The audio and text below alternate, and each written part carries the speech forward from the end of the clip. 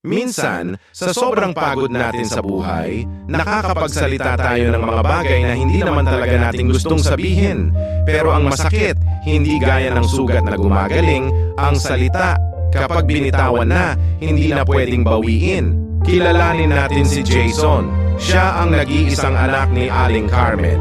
Simula pagkabata, silang dalawa na lang ang magkaagapay sa buhay. Mabait si Jason, masipag, at mapagmahal na anak. Pangarap niyang maibigay ang lahat ng ginhawa para sa kanyang ina. Pero sadyang mapaglaro ang tadhana. Isang araw, dumating ang balitang nagpaguho sa mundo nila. Na-diagnose si Aling Carmen na may brain cancer. Sa simula, puno ng pag-asa si Jason. Sabi niya, "Lalaban tayo, ma, gagaling ka." Pinagsabay ni Jason ang mabigat na trabaho at ang pag-aalaga sa kanyang ina. Gigising ng maaga para magluto, papasok sa trabaho, at uuwi agad para mag-asikaso, magpainom ng gamot, at magpaligo kay Aling Carmen. Araw-araw, linggo-linggo, buwan-buwan, naging routine na lamang ito. Unti-unting napalitan ng pag-asa ng pagod. Ang dating masiglang si Jason, naging mainitin na ang ulo dahil sa stress, puyat, at kakapusan sa pera. Isang gabi, habang kumakain sila ng hapunan, tahimik lang si Aling Carmen. Hirap na itong kumilos, hirap na ring sumubo. Nabitawan ni Aling Carmen ang kutsara at natapon ang sabaw sa lamesa. Doon sumabog si Jason. Sa sobrang pagod at frustration, hindi niya napigilan ang kanyang sarili. Napaluha si Jason at pasigaw na sinabi, "Ma, pagod na ako. Pagod na akong makita ka sa ganyang kalagayan. Pagod na akong isipin kung saan pa ako kukuha ng pera para mapagamot ka. Nauubos na ako, ma." Tumahimik ang buong paligid. Walang imik si Aling Carmen. Nakayuko lang ito. Kitang-kita sa mga mata ng matanda ang awa, hindi para sa sarili niya, kundi para sa kanyang anak. Alam niyang hirap na ito. Kinagabihan, hindi dinalaw ng antok si Jason. Nakonsensya siya. Alam niyang mali ang sumbatan ng inang walang ibang ginawa, kundi mahalin siya.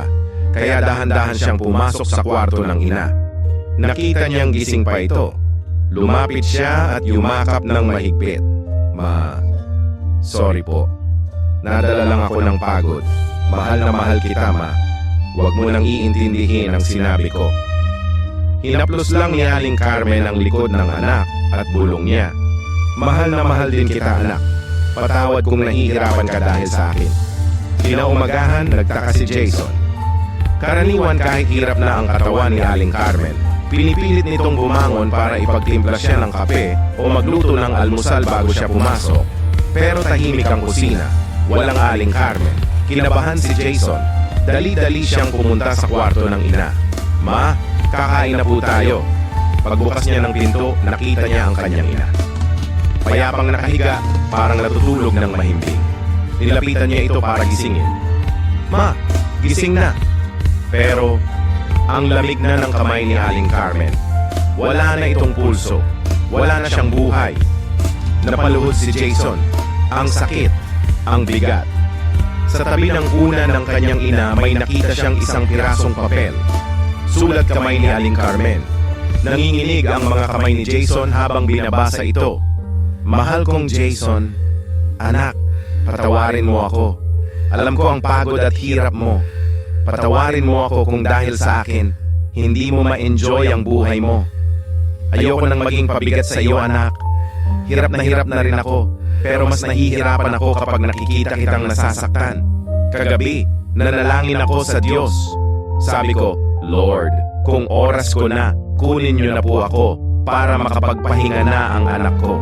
Ang tanging hangad ko lang ay maging masaya ka at guminhawa ang buhay mo. Mahal na mahal kita." Walang nagawa si Jason kundi umiyak at humagulgol. Yakap-yakap niya ang malamig na bangkay ng kanyang ina. Durog na durog ang puso niya. Alam niyang hindi man direkta, pero ang mga salitang binitawan niya ang nagtulak sa kanyang ina na sumuko na. Mas pinili ng kanyang ina na magpahinga na, kaysa makita siyang napapagod pa. Huli na ang lahat para bawiin ang mga nasabi niya.